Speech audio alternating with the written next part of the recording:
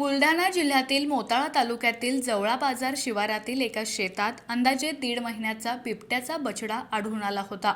वनविभागाच्या प्रयत्नांमुळे त्याची आईशी पुनर्भेट घडवण्यात आली आहे। हा हृदयस्पर्शी क्षण वनविभागाने कॅमेऱ्यात कैद केलाय, ज्यानंतर मादी बिबट्या आणि बछडा पुन्हा जंगलाच्या दिशेने निघून गेले। जवळा बाजार येथील शेतकरी सुनील उखरडा ढोकणे यांच्या शेतात बिबट्याचा बछडा आढळून आला होता।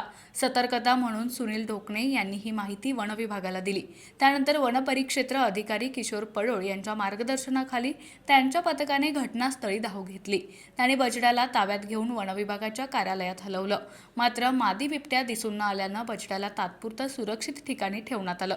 मादी बिबट्या बछड्याला शोधण्यासाठी त्या ठिकाणी परत येण्याची शक्यता गृहीत धरून संध्याकाळी 5 वाजता बछड्याला पुन्हा त्या ठिकाणी आणण्यात आलं।